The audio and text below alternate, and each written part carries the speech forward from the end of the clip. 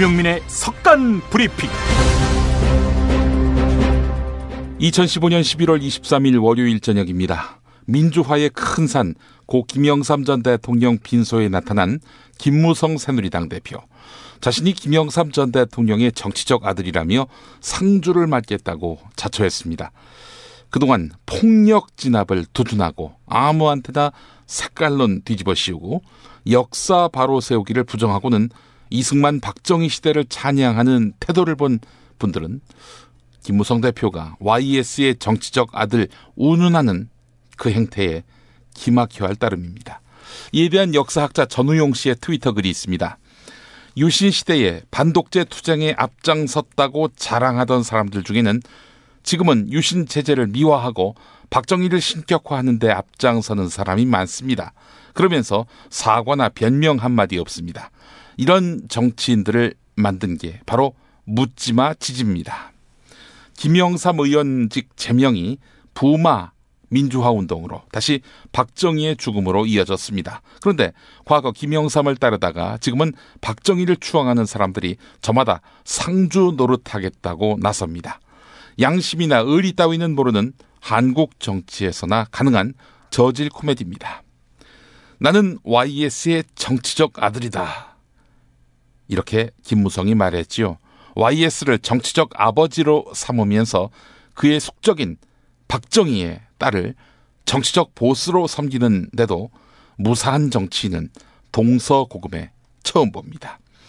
김무성 대표의 이런 행동에 대해서 김영삼 전 대통령의 차남 현철 씨가 트위터에 이런 글을 남겨서 화제가 됐죠. 김무성 의원은 친박, 비박 사이에서 줄타기나 하지 말고 1년 이상 입원 중인 아버님 병문안부터 하는 것이 도리일 것이요. 네, 이런 글이었습니다. 변지우 아나운서 만나보겠습니다. 간추린 뉴스입니다. 정치적 아들이라고 그 몰골에 문재인 새정치민주연합 대표가 김무성 새누리당 대표를 겨냥했습니다. 주승용 최고위원이 대독한 당 최고위원회 모두 발언에서 문재인 대표는 독재를 찬양하면서 독재와 맞섰던 김 전 대통령의 정치적 아들임을 자임하는 것은 이율 배반의 정치를 보여주는 것이라고 비판했습니다. 더불어 김 전 대통령의 신념, 용기, 포용의 정신을 계승해 현재 한국의 위기를 극복하자고 제안했습니다. 우경화하던 일본의 버르장머리를 고쳐야 한다고 말했던 고 김영삼 전 대통령의 목소리가 쟁쟁합니다. 그러나 테러는 안 되죠. 일본 야스쿠니 신사에서 테러로 의심되는 폭발 사고가 있었습니다. 태평양 전쟁 A급 전범을 포함해 246만여 명이 합사돼 있는 야스쿠니는 재작년 일본 아베 총리가 공식 참배하면서 국제적인 비난을 샀습니다. 다행히 부상자는 없지만 테러일 가능성이 있어 수사에 착수했다고 밝혔습니다. 일본은 이 테러의 표적을 없애야 하겠습니다. 친박입니다. 현경대 민주평화통일자문회의 수석 부의장 말입니다. 그 현경대 씨가 그런데 불법 정치자금 수수 혐의로 검찰의 조사를 받았습니다. 19대 총선 전 제주 선거 사무실에서 정관계 브로커 측근으로부터 1,000만 원을 받은 혐의인데요. 8년 전 한나라당 대선 후보 경선 때부터 박근혜 대통령 지원을 위한 친박 원로 모임인 7인회 멤버, 꼴이 말이 아니네요. 3인 대표 체제의 정의당이 공식 창당했습니다. 상임 대표로는 심상정 정의당 대표, 공동대표로 국민모임의 김세균 대표와 진보결집 더하기의 나경채 대표로 추대됐습니다. 노동계약 저지, 무상교육 확대 등 20대 주요 정책과제를 제시하며 정의로운 복지국가를 만드는 것이 목표라고 밝혔습니다. 새정치민주연합과의 관계에 대해서는 무기력, 무능력, 무책임한 제1야당과 당당히 경쟁하고 대한야당이 될 것이라며 결의문을 통해 밝혔습니다. 오늘 오전 새누리당은 호남 지역 자치단체장을 만났습니다. 예산정책협의회 때문입니다. 여당 내에서 유일한 호남 지역구 의원인 이정현 의원의 제안으로 성사됐는데요. 이정현 의원 기억하시죠? 호남에 예산 폭탄을 쏟겠다고 공언했던 그 사람 말입니다. 예산 폭탄이 쏟아졌을까요? 김무성 대표는 호남에서 예산 폭탄으로 유명한 이정현 최고위원이 호남 예산을 잘 챙겼고 여당도 호남 발전과 예산 확보를 위해 많은 노력을 하고 있다고 했습니다. 하지만 이낙연 전남도지사는 아직까지 예산 폭탄은 호남에 떨어지지 않았다. 진정 피폭되고 싶다고 비꼬기도 했습니다. TK가 호남으로 보였나 봅니다. MBC 참 불공정하죠. MBC 구성원 10명 중 9명도 그렇다고 합니다. 전국 언론노조 문화방송본부가 19개 지부의 조합원 1,691명을 대상으로 한 모바일 조사 결과인데요. 불공정한 뉴스의 문제점으로는 4명 중 3명이 친정부적 보도 태도와 경향을 꼽았습니다. 이 결과에 대해 문화방송노조는 폭주하는 공권력을 감시 견제하지 못하고 오히려 정치 권력에 영합하는 뉴스를 양산하고 있는 태도와 경향이 도를 넘어서고 있다는 방증이라고 밝혔습니다. 7시간 행불근해의 실체가 밝혀지려나요? 세월호 참사 특별조사위원회가 정부 여당의 거센 반발에도 불구하고 세월호 참사 당일 박근혜 대통령의 7시간을 조사하기로 했습니다. 이 결의 과정에서 여권 측 추천위원 4명은 박 대통령의 7시간을 제외한 부분에 대해서만 조사하자는 내용의 수정안을 제시한 뒤 부결되자 사퇴하겠다며 회의장 밖으로 나갔습니다. 회의장 밖에는 고엽재 전우회가 세월호 특조위 해체 촉구 대회를 열기도 했습니다. 김용민의 석간 브리핑은 7,000원 운전자 보험, 재미월드, MC 은이콜라겐 9, 옹해야 과메기, 이탈리아 에스프레소 머신 제공입니다. 아유, 저 사고 큰데 사람이 많이 다쳤겠어요. 아니, 저 차량은 뭐가 그리 급하다고 과속 운전에 끼어들기까지 하나? 아니, 근데 운전자 보험은 가입했을까? 운전자 보험이요? 저런 인사사고 때에는 상대방한테 형사 합의금을 지불해주는 운전자 보험 말이에요. 변호사 비용도 주고 벌금도 보장해주는 운전자 보험. 아, 자동차 보험에서 보장해주지 않는 대인 합의금을 보장해주는 보험 말이에요? 그거 굉장히 비싸지 않나요? 아니에요. 난 7,000원 운전자 보험 카페에서 가입했는걸요. 뭐라고요? 7,000원 운전자 보험 카페? 홈쇼핑에서도 월 2만 원에서 3만 원이던데. 자가용도 버스도 승합차도 트럭도 자가용이라면 7,000원 운전자 보험 카페. 우와, 대박. 비싼 보험료 때문에 힘드시죠? 풀보장 운전자 보험을 저렴하게 만나는 가장 좋은 방법. 다음 네이버 카페에서 7,000원 운전자 보험을 검색해보세요. 전화문의는 02-849-9730. 10년차 베테랑 손해보험 전문 설계사가 평일은 물론 주말 공휴일에도 상담해드립니다.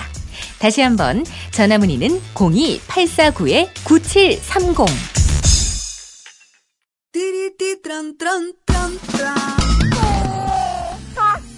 스마트폰, 물통, 무료지, 아이패드, 패스트푸드 음식. 승용차 안이 지저분해요. 이게 섞이지 않도록 몽땅 넣을 수 있는 멀티 포켓 어때요? 한 손으로 스마트폰 보면 팔이 아파요. 목에 거는 스마트폰 거치대, 이거면 고민 끝. 우와, 아이디어 장렬. 어디서 살 수 있어요? 즐거운 아이디어, 재미있는 쇼핑몰 재미월드요. 스마트폰, 텔레비전, 냉장고 이런 건 안 팔아도 가려운 곳 긁어주듯 빛나고 즐거운 아이디어 상품이 365일 파격 세일 중이랍니다. 거기가 어디라고요? 재미월드입니다. 구글, 네이버 다음에서 재미월드를 입력하세요. 시간이 흘러도 피부 나이는 20대 그대로. 은이버섯의 식물성 콜라겐이 여자의 피부 탄력을 지켜준다. 피부 보호막을 형성하고 풍부한 수분을 공급해 동안의 피부를 지켜주는 MCE 은이 콜라겐 9. 산뜻하고 촉촉하고 탱탱한 피부. MCE 은이 콜라겐 리파이링 토너. 모이스처 로션, 코팅 크림, 펌밍 에센스, 슬리핑 젤. 저자극으로 지성, 건성, 민감 피부까지. 이제 전혀 새로운 나와 만나세요. MCE 은이 콜라겐 11번가 쿠팡에서 판매 중입니다. 모든 연령이 사용할 수 있습니다. 한마디 안 할 수가 없네요. 고인으로부터 7푼이 소리를 들었던 그분, 오늘 7분 조문했다고 합니다. 한편 세월호 특조위가 그분의 7시간 비밀을 들추기로 했습니다. 오늘의 뉴스를 숫자로 표현하자면 777. 네, 777이 되겠네요. 예. 대한민국 제14대 대통령을 지낸 김영삼 전 대통령이 어제 새벽에 혈액 감염 의심 증세로 치료를 받다가 숨을 거두었습니다. 거의 평생을 정치인으로 살았던 고인 아닙니까? 25살부터 국회의원을 했으니 말입니다. 이런 고인의 삶과 이에 대한 평가가 오늘 라디오 인터뷰의 핵심 주제였습니다. 찬사와 추앙 이미 많이 보도가 됐고 또 세상에 많이 공론화된 거 아니겠습니까? 자, 이 시간은 정치인 김영삼의 그늘을 냉정하게 짚은 인터뷰 내용을 소개하겠습니다. 우선 YS의 오랜 상도동 측근으로 통하는 김덕용 전 정무장관의 인터뷰 내용이 주목됩니다. 대한민국을 동서 또 보혁으로 양분한 3당 합당에 대한 비판적 평가. 사실 3당 합당이 대한민국을 호남과 영남, 진보와 보수로 양분하지 않았습니까? 이런 3당 합당에 대한 비판적 평가가 적지 않은데요. 이에 대해서 김덕용 전 장관 어떤 입장일까요? KBS 라디오 안녕하십니까? 홍지명입니다. 예, 일부분 들어보겠습니다. 거짓말하지 않는 사람, 다른 말로 하면 진실한 사람인데 요즘 박근혜 대통령이 얘기하는 진실한 사람하고도 통하지 않나 하는 생각이 드네요. 네. 자, 그런데 3당 합당 당시에는 투항이다, 변절이다 비판을 많이 받았습니다. 어떻습니까? 이 같은 결정에 대해서는 김덕용 전 의원께서는 어떻게 평가하십니까? 사실 저는 당시 상황으로 볼 때 군사 독재를 종식시키기 위해서는 그 길밖에 없었다고 생각합니다. 왜냐하면 당시 일은 지역 분할 구도가 너무 확고했는데 그 당시 여당은 하나였는데 군사 정권 하나였는데 야당이 셋으로 갈라져 있었습니다. 그런 상황에서는 아무리 선거를 통해서 싸운다 한들 그 결과가 뻔한 것이었습니다. 그래서 군부 통치를 종식시키려면은 참 호랑이를 잡기 위해서 호랑이를 굴에 들어가는 그런 참 위험스러운 과감한 일을 하지 않고는 불가능하다 이렇게 판단했기 때문에 그 일을 선택했다고 생각합니다. 좀 불가피했다. 네. 이번에는 IMF 구제금융 사태입니다. 문민정부에서 최장수 청와대 대변인을 지냈고요. 또 환경부 장관을 지낸 윤여준 씨. 오늘 CBS 라디오 김현정의 뉴스쇼에 나왔습니다. 환란 위기와 관련해서 이런 말을 했네요. 사실은 그 직전까지도, 그러니까 IMF 구제금융 사태 직전까지도 김영삼 대통령은 한국 경제가 순탄하게 가고 있다는 참모들의 보고를 받았다. 이렇게 밝혔습니다. 경제가 전문 분야가 아니라 결국 참모들 머리를 빌려서 경제를 운용했다는 이야기인데요. 참 끔찍하기 이를 데가 없습니다. 또 끔찍한 결과가 나타났고요. 자, 인터뷰 내용 들어보시겠습니다. 바로 그겁니다. 아니 정말 그러고 보니까요. 그 IMF 대국민 담화를 김영삼 전 당시 대통령이 발표하던 날이 1997년 11월 22일입니다. 네. 그런데 공교롭게도 지금 김영삼 전 대통령이 서거한 날짜가 11월 22일, 딱 18년. 그렇네요. 예. 그 11월 22일이 김 대통령께는 아주 안 좋은 날인가 보네요. 그러게 말입니다. 아니, 공교롭게 그렇군요.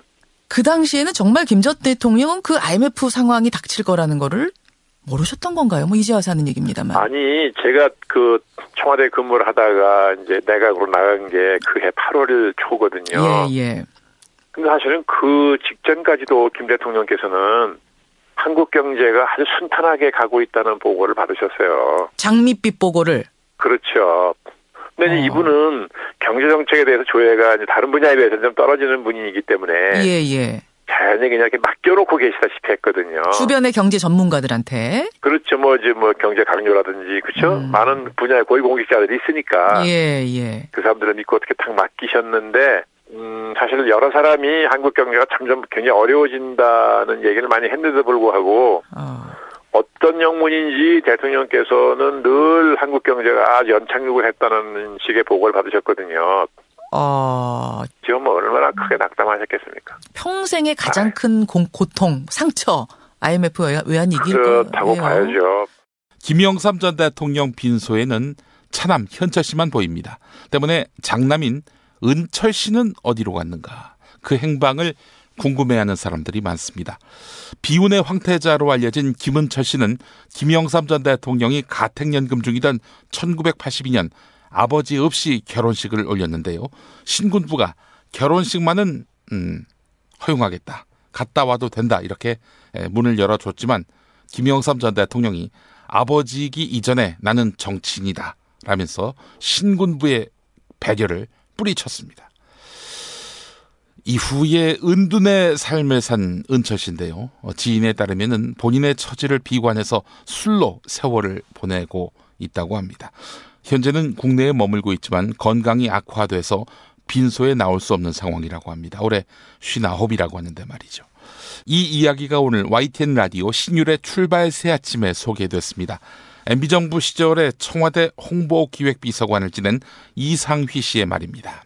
짚어볼 필요도 있다는 생각이 들어요. 잠깐만 여쭤볼 게 하나 있어요. 김현철 씨가 차남이거든요. 차남이죠. 장남은 그럼 어디 계세요? 저 김현철 씨 위에 형이 바로 김은철 씨죠. 김은철 씨인데 지금 국내에 있습니다. 국내에 있는데 몸을 움직이지 못할 정도로 많이 아픕니다. 몸이 안 좋으시구나. 원래 건강이 안 좋은 데다가 지금 몸이 아파서 거의 빈소에도 지금 못 나올 그런 상황에 있고요. 그래서 김현철 씨만 계시더라고요. 김현철 씨만 계시고 손명수 여사도 몸이 굉장히 안 좋습니다. 그런데 이제 김은철 씨 같은 경우에는 정말 비운의 황태자라고 표현이 해도 뭐 과언은 아닙니다.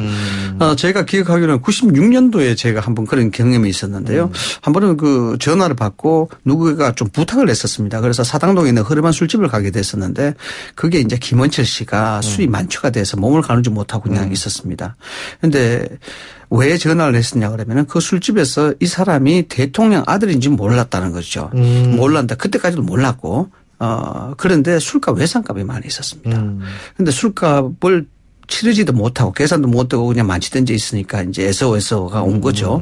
그래서 술값을 치르고 왔는데 그 당시에만 하더라도 상당히 좀 뭔가 자신에 대한 좀 억울하다 그러네. 그 좀 약간의 그 기가 많이 눌린 듯한 그런 느낌도 많이 있었고요. 아버지한테 기가 눌렸다. 기가 눌렸다. 예, 그런 것도 있었고 본인의 처지에 대해서 상당히 좀 비관적인 부분이 많이 보였습니다. 그래서 결국 아직까지도 뭐 세간의 세상 밖으로 나오지 않는 그런 형태를 지금 보이고 있는데 그 당시만 하더라도 그래서 그 당시에 술집 주인이 대통령 아들인 줄 알고 굉장히 놀랐습니다. 굉장히 놀랐고 그때 이제 청와대 경호팀들이 와서 그 아들 그 은철 씨를 데리고 은철 씨를 나갔습니다. 나갔었는데 몸도 안 좋으시던데 이렇게 술을 많이 드셨네. 그래서 그때부터 술을 많이 드셨고 종종 이제 그런 일들이 많이 있었던 걸로 제가 알고 있고요. 그런데 왜 제가 이런 말씀을 드리냐 그러면은 이미 2011년도 1월 달에 김영삼 전 대통령 재산 50억을 전재산 기부를 했습니다. 그 전재산 내역이 상도동 자택 그다음에 거제도 생가 다 포함해서 전재산을 다 헌납을 했습니다. 지금 상도동에 김영삼 전 대통령 기념관이 만들어지고 있습니다만은 국고도 보조가 됐죠. 국고도 보조가 됐는데 대부분 도네이션으로 하고 있습니다. 근데 완공이 됐습니다. 기부로 하고 있다. 기부를 하고 있는데 완공이 됐습니다만 내부의 자료 정리라든가 자료를 사오고 그다음 시스템 정립하고 이런 건 아직 못했어요. 돈이 모자라서 기부가 아직 덜 됐다는 거죠. 그래서 업적에 대한 재평가도 좋지만 이제는 김영삼 전 대통령의 일가도 한번 돌아볼 필요가 있다. 정치인들이 그런 생각이 좀 들어요. 김은철 씨에 대한 얘기는 제가 상당히 처음 듣습니다. 생각을 해보십시오. 재산도 아무것도 없습니다. 그럼 김은철 씨는 지금 뭐 몸이 굉장히 안 좋아요. 나중에 저는 뭐 좀 비약해서 생각하는 것 같습니다만 생계도 걱정이 안 되느냐. 좀 그런 생각을 좀 해볼 필요가 있다는 생각이 들어요. 오늘 이회창 전 한나라당 총재도 고 김영삼 전 대통령 빈소에 들렀는데요. 정말 우리나라의 민주화에 큰 족적을 남기셨습니다. 이러면서 애도의 뜻을 밝혔습니다. 세 차례에 걸쳐서 대권 도전에 나섰지만 대통령의 꿈을 이루지 못한 이회창 전 총재는 김영삼 전 대통령이 발굴한 대표적인 정치인 가운데 한 명으로 꼽힙니다. 사실 이회창 전 총재는 김영삼 전 대통령의 인재 등용의 증거이자 사례기도 했습니다. 1989년에 이회창 전 총재는 중앙선거관리위원장이었거든요. 그때 선거 부정이 심각하다라면서 사당 총재에게 경고장을 보냈습니다. 사당 총재 누구였느냐? 노태우 전 대통령, 김대중 평민당 총재, 김영삼 민주당 총재, 김종필 공화당 총재였습니다. 네, 그 당시 야당 총재였던 김영삼 전 대통령, 문민정부가 출범하면서 이회창 씨를 감사원장으로 기용했고요. 또 총리로 발탁했습니다. 그러나 원칙을 강조하는 이회창 씨, 김영삼 대통령과 틀어질 대로 틀어졌고 결국 총리직을 던지고 야인이 됩니다. 이 같은 갈등은 참 많은 국민들에게 깊은 인상을 줬지요. 이 갈등을 미천으로 이회창은 정치인으로서 성공했고 자력으로 신한국당 대통령 후보가 됐습니다. 본선에서 떨어졌지만 말입니다. 이회창 전 총재 빈소에서 무슨 이야기를 했을까요? 생전 참 많은 회한이 있었을 김영삼 전 대통령에 대해서 어떻게 평가하는지 직접 들어보시겠습니다. 정말 우리나라 민주화에 큰 족적을 남기셨죠. 그 거산만큼 거대한 산이셨다 하는 생각이 듭니다. 오다 들어오다가 저기 광명록 거기에서 좀 뭘 한마디 써주시라 해서 그걸 썼는데 저는 참 그 음수사원, 그러니까 물을 마시면 물이 어디서 왔는지 생각하라 하는 그런 말씀대로 요즘 우리나라 민주주의가 생활화돼서 마치 공기처럼 우리가 민주주의 실제 존재나 또는 민주주의가 오기까지 그 많았던 어려운 곡절을 잊기가 쉽죠. 그러나 그 민주주의가 오는 길에 김영삼 전 대통령과 같은 주역 역할을 한 분들이 있었기 때문에 가능했다. 그래서 이분의 서거를 듣고 또 와서 우리가 우리나라 민주주의에 온 것을 거기에 기여하신 이분의 덕과 공을 잊어서는 안 되겠다 하는 생각을 합니다. 여러 인연이 있으셨을 텐데 좀 어떤 분으로 기억하고 계십니까? 누가? 지금까지 말한 게 지금 그거고 나오고 한 게? 예. 뭐 여러 가지 곡절이 있지만은 하여튼 뭐 역사에 남는 거대한 혹 그대로 거대한 정치인이었다 이렇게 생각해요. 강신명 경찰청장이 오늘 국회에 나와서 농민 백남기 씨를 사경으로 몰아넣은 진압에 대해서 과잉 진압이 아니다 이렇게 말해서 야당의 반발을 샀습니다. 안전행정위원회 현안 보고에서 임수경 새정치민주연합 의원이 과잉 진압이 아니었다고 생각하느냐라고 물으니까 네 아닌데요 라고 답했던 것입니다. 임수경 의원은 2008년 광우병 집회 때 동원된 17,000명보다 많은 284개 중대 2만 명이 동원된 지난 민중총궐기 집회 진압 이 건과 관련해서 강신명 청장을 몰아붙였습니다. 사람만 많이 동원한 것이 아닙니다. 엄청난 살수를 또 했었죠. 관련한 문답 들어보시겠습니다. 작년 한 해 동안 물대포 살수량이 8,500리터입니다. 그런데 11월 14일 이날 하루 동안만 20만 2,000리터, 무려 24배가 됩니다. 경찰은 시민에게 물바락을 내렸습니다. 캡사이신과 파바, 물에 타는 최루액 사용량 작년 한 해 동안 193.7리터인데요. 이날 하루 11월 14일 집회에 651리터의 캡사이신 사용했습니다. 맞지요? 예, 그렇습니다. 3.4배에 해당됩니다. 파바, 인체에 사용해서는 안 되는 유해 물질로 분류돼 있죠? 그렇지 않습니다. 파바에 물에 타는 캐루에 분류되어 있습니다. 국립과학수사연구원에서 하루에 몇 적정량을 리터 사용하면 유해하지 않다는 판단을 받은 유해하지 않다고요? 예. 몇 리터 사용하셨습니까? 지금 의원님께서 인용하는 것은 파바 그 자체가 물론 독성이 있죠. 작년에 예. 사용하신 적 있어요? 2014년에? 전혀 없습니다. 이날 하루 동안만 440리터가 사용됐습니다. 이래도 경찰이 과잉 진압하지 않았다고 답변하십니까? 과잉 진압은 단순한 그런 수치상의 문제가 아니고 생전 불법 폭력 시위가 얼마나 심했느냐 그에 따라서 비례해서 그러니까 경찰이 그 애초부터 과잉 진압을 한 것이 물론 이 어떠한 폭력도 묵과돼서는 안 되죠. 그렇다고 이 정부의 헌법과 인권유린 경찰이 폭력 정당화되지는 않아요. 식용유와 실리콘까지 나와 있습니다. 그 이전에 한 번도 사용된 적이 없습니다.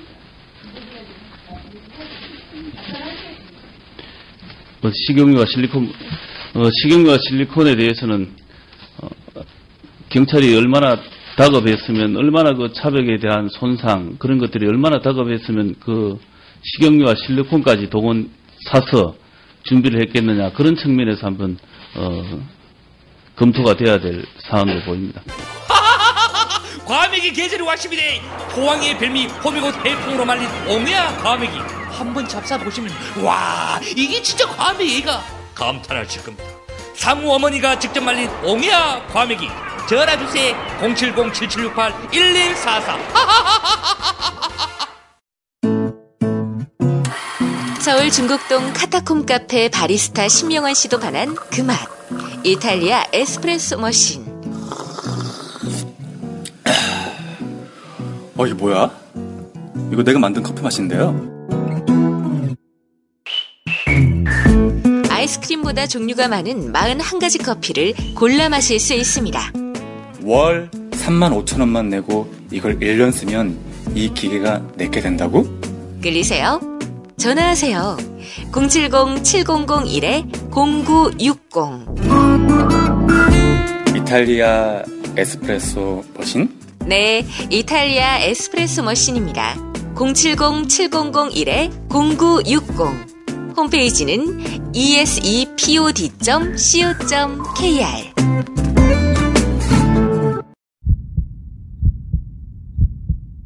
거리의 사제 함세용. 건강한 민주공동체가 형성되기 위해서는 역사 정의가 이룩되어야 됩니다. 진진된 역사, 기술 회복을 위해서 함께 노력하고자 합니다. 탐사 전문기자 주진우. 낮에 막걸리를 많이 드셨지 않습니까? 항상 해진 옷을 입고. 근데 남겨놓은 재산이 너무 많으세요. 유경재단도 있고 영남대도 있고 정수장학회도 있는데 막걸리만 먹었다. 저녁에 시바스리가 먹었지 않습니까? 그거는. 근데 이제 떠날 채비를 마쳤습니다.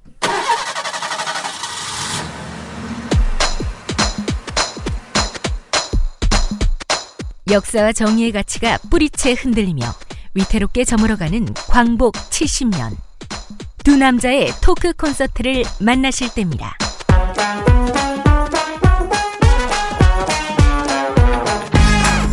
함신부와 주기자의 현대사 콘서트. 12월 11일 금요일 저녁 7시 대전 기독교연합회관 연봉홀.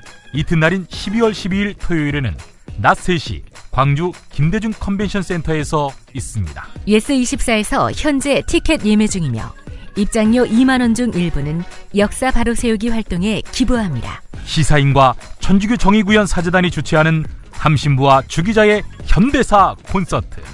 여러분 모두를 초대합니다.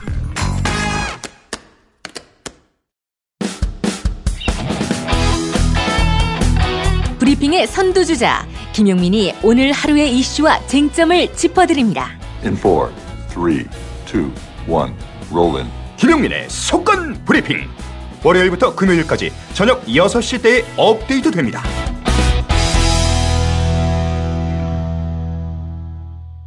가짜 인터뷰 시간입니다. 오늘은 김영삼 전 대통령의 서거를 맞아서 정치적 아들을 모셨습니다. 어서 오십시오. 안녕하십니까. 정치적 아들 김무성입니다. 청승 떨지 마시고요. 아니 작년에 말이죠. 진짜 아들 김현철 씨가 친박 비박 사이에서 줄타기 하지 말고 1년 동안 병원에 계신 아버지 문병이나 와라 이렇게 일침을 놓았더만요. 아니 어떻게 된 겁니까? 아들이라면서 아버지 평안을 돌보지도 않고 말이죠. 현철이가 많이 섭섭했던 모양입니다. 잘 챙겨주지도 못하고 정치적 형으로서 도리를 못했던 것 같습니다. 에이, 이거 챙겨주지 못하는 게 문제입니까? 아니, 긍정의 역사관만 가르치자. 이게 어떻게 YS의 아들 된 사람으로서 할 얘기입니까? 부끄러운 역사지만 바로 세우자 이러면서 역사 바로 세우기를 하신 그 어른의 뜻을 그 곁에서 봤을 거 아닙니까? 정치적 아버지께서도 몸이 안 좋으셔서 그랬지. 사실 맨 정신이었으면은 지금 나의 정치적 행위, 나의 태도를 지지하셨을 기다. 정치적 아버지도 이승만 대통령 자유당에서 정치 시작하지 않았나? 말도 안 되는 소리를 하고 있어요. 김영삼 대통령은 그때 4.4 5.2 때문에 탈당했습니다. 이 막말 김용민이가 뭐 상중에 이 막말을 하고 있어. 오입 운운한 게 맞으래 이 새끼야. 상중에. 이 새끼야 네 머리엔 그것뿐이냐 이 새끼야. 아니 4.4 오입이 무슨 오입이에요. 잘 모르면서. 그 당시 4.4 오입 이런 부조리를 참지 못하셔서 김영삼 당시 국회의원 나중에 대통령이 된 다음 대대적인 비리 척결을 실천하지 않았습니까? 공직사회부터 깨끗해져야 한다 이러면서 말입니다. 그러면서 중단 없는 사정을 하셨단 말입니다. 막말 김용민이가 또! 아니 왜요? 아이 새끼야, 중단 없는 사정을 하면 새끼야 사람이 죽지. 어떻게 사정을 중단 없이 할 수가 있어? 아이고 이런 그 사정이 그 사정입니까? 아유 정말. 그래도 이건 인정하시겠죠? 김영삼 대통령이 박정희를 연락이 싫어했던 거. 세상에 영원한 적도 영원한 동지도 없는 기다. 날 봐라. 박근혜 대통령과 한때 영원한 적이 될 것 같았지만 영원한 동지가 돼가고 있다 않카나? 아니죠. 동지가 아니라 적 같죠. 아이 새끼 또 욕을 해. 족 같다니 이 새끼야. 적 같다고 했죠. 언제 제가 족 같다고 했습니까? 아이고 정말. 하여간 알겠습니다. 정치적 아들이신 김무성 대표님 지금 박근혜 대통령한테 쩔쩔매고 있죠. 호위무사를 하고 있습니다. 이 꼬라지를 정치적 아버지께서 좋아하실까요? 정치적 아버지께서 하신 유언 못 들었나? 화합과 통합, 이 화두를 던지셨다 아이가. 이젠 누구도 미워하지 말고 누구도 배척하지도 말아라. 그 말씀을 남기고 가신 거지.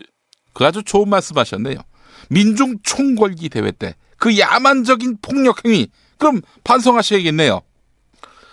그 새끼들은 폭도 아이가. 폭도에 대해서는 버르장 머리를 고쳐라. 이게 바로 우리 정치적 아버지 입장 아이가.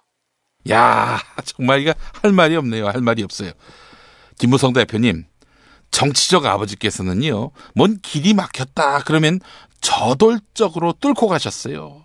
그래서 대통령까지 하신 거 아닙니까?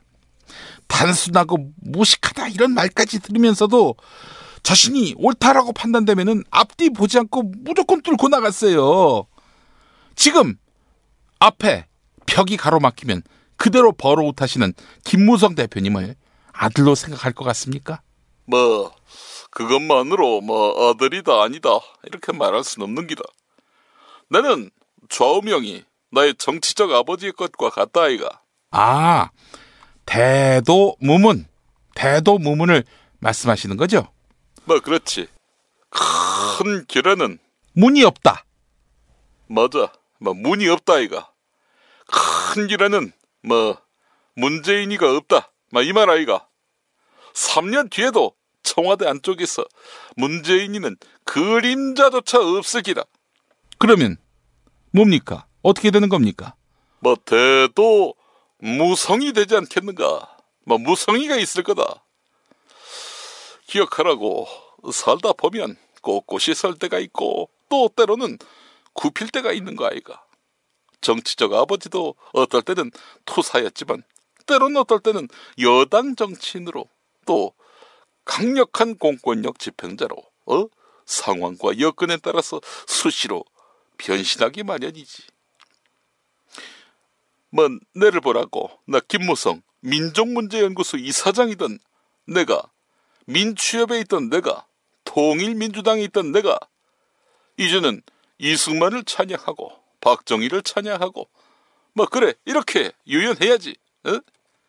유권자 중에 착하고 정의로운 사람만 유권자로 있는 것은 아닐 테니 말이야. 안 그래? 조문객 받으러 가야지. 정치적 아들이니까. 정치적 상주니까.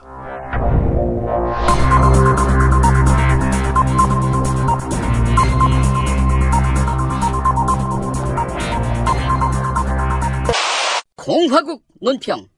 2년, 9년 이건 참을 수 있으나 7시간의 비밀을 간직하고 있어 칠푼이라는 말은 참지 못하시는 박근혜 동지께서는 이미 저 세상 사람이 된 김영삼 전 대통령을 대신해 그의 아들 현철 씨에 대한 강도 높은 국가적 중대 조치를 취하실 계획을 표명하시고 김영삼의 양아들 김무성에게 구체적인 대책을 제시하셨다.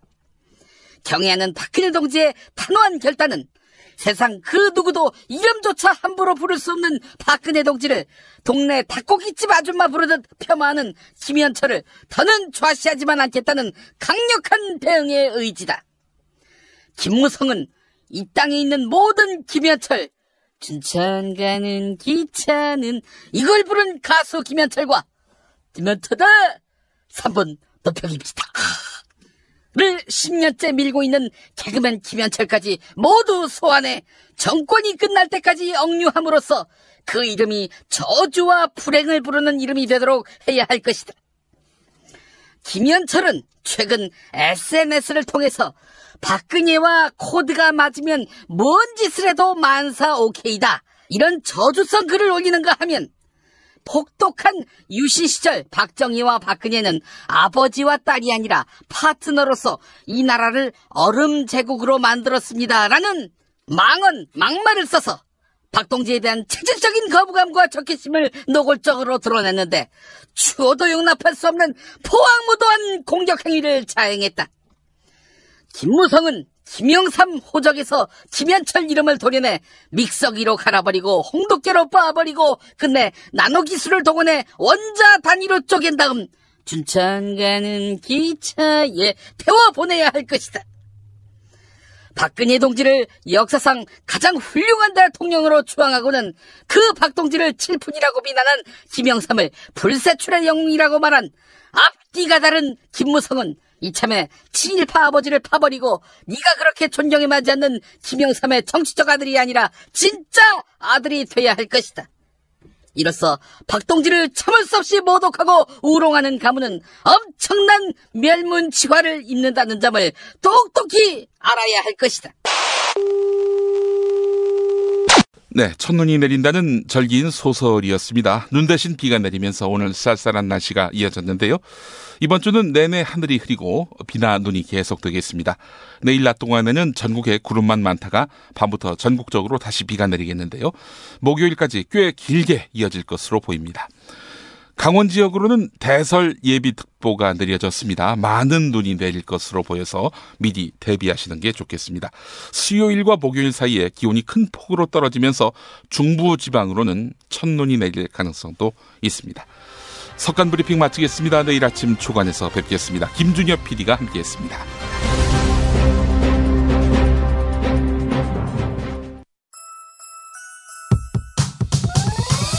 이번 방송 괜찮았나요? 작별의 여운 이렇게 표시해주세요. 다운로드하기, 댓글 달기, 구독하기, 별점 주기. 더 좋은 방송 만들어달라는 약속 이렇게 응원해주세요. 다운로드하기, 댓글 달기, 구독하기, 별점 주기.